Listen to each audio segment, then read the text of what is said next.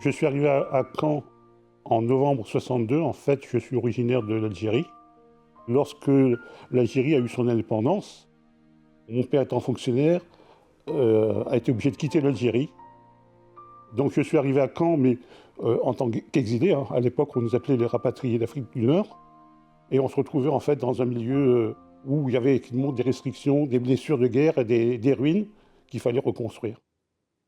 Ce que je me souviens, c'est effectivement lorsque j'allais à l'école, je traversais le château à l'époque, hein, et puis à l'université, il y avait le grand phénix, l'oiseau fléché que vous voyez à l'entrée de l'université. C'est un petit peu le symbole de la ville de Caen qui, après les bombardements, après des incendies et tout ça, renaissait.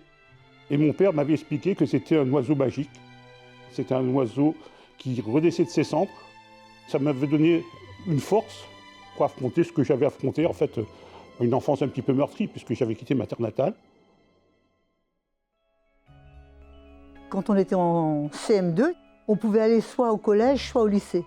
Et moi, je suis allée directement au lycée. Et quand je suis allée au lycée, j'ai quitté ma petite structure très cocooning, très sympathique, pour arriver dans un endroit où il y avait des baraquements, il y avait beaucoup d'élèves en plus. Vous savez bien que la ville de Caen a beaucoup été détruite. Donc c'est vrai qu'il ne devait plus y avoir assez de structures pour que les jeunes puissent aller à l'école. Moi, je me souviens que c'était sonore. Quand on marchait, c'était du plancher, on entendait nos pas. Et ce que je me souviens, c'est qu'à la récréation, on nous vendait des petits gâteaux et des petits bonbons. Ça, c'était bien. Et ensuite, il y a eu le lycée Malherbe qui s'est construit, donc les baraquements ont été enlevés. Je suis rentré en pension en 1963.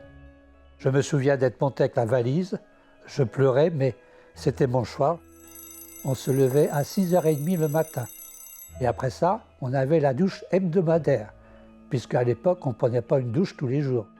Et après, on allait au réfectoire pour le petit déjeuner, où on avait le droit à du pain, à du lait, à du café. Et pour ceux qui avaient les moyens, les parents leur donnaient du beurre et des confitures.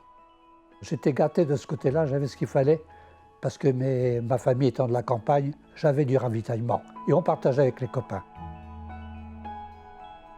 Maman était très malade et donc les 3 enfants étaient obligés d'être mis en pension. C'est pas une bonne période, quoi. J'aimais pas être enfermée, j'aimais pas avoir une autorité au-dessus de moi qui n'était pas du tout, je trouvais pas juste. À l'époque, quand on était enfant, on avait le droit de rien dire, ni à l'école, on ne pouvait pas protester. On rentrait chez soi, on disait à l'école, ça va pas, les parents ne nous croyaient pas. Ils disaient non, c'est toi qui tiens pas bien. C'était eux qui avaient raison. On ne pouvait rien dire. Je sais qu'en face de l'école, c'était l'école des filles, parce qu'il y avait école des filles et école des garçons. Et donc, à la sortie de l'école, on se réfugiait à la petite épicerie juste en face qui vendait de superbes crocodiles en guimauve avec des petites bagues. Et là, bien sûr, c'était la petite récompense du jour. Mais ce n'était pas tous les jours, bien entendu, mais j'y allais. C'est surtout la petite bague qui m'intéressait en tant que petite fille, bien entendu. Nous, on ne bougeait pas tellement de la rue Caponnière, hein. On n'avait rien. On habitait dans deux pièces à l'étage. Le chauffage était au charbon, il n'y avait pas d'eau courante. Il fallait chercher de l'eau en bas, il n'y avait pas de toilette. Parfois, il y avait des souris.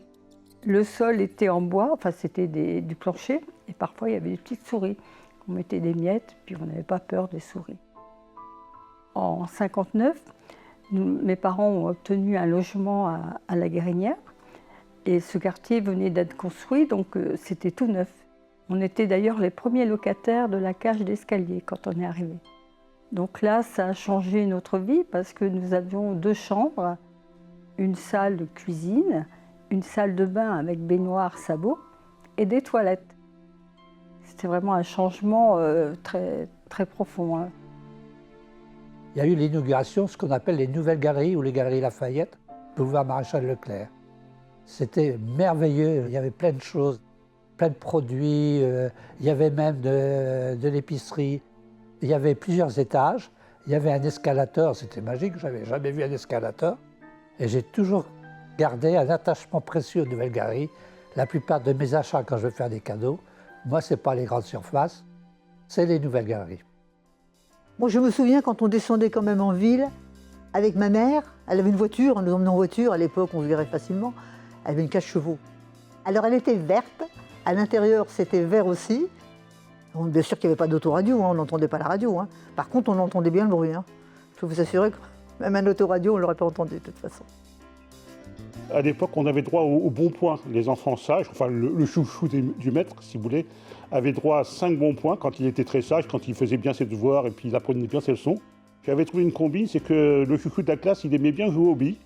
Alors je lui ai échangé des grosses billes, des calots en agate, contre des bons points, ce qui me permettait à moi d'aller voir mes parents avec mes bons points et puis qu'ils me fassent des cadeaux pour mon anniversaire, pour Noël. J'étais un gros tricheur en fait.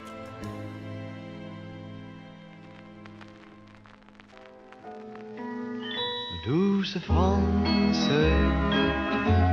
cher pays de mon enfance, bercé de tendre insouciance, je t'ai gardé dans mon cœur.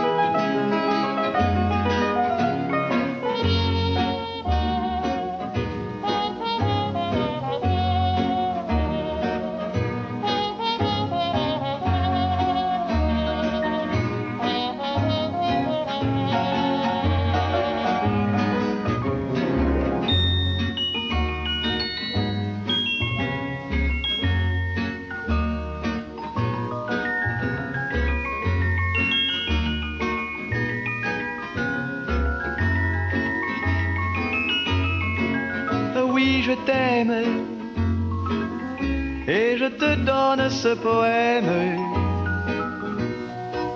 Oui, je t'aime dans la joie ou la douleur. Douce France, cher pays de mon enfance, bercé de tendre insouciance, je t'ai gardé dans mon cœur, je t'ai gardé dans mon cœur.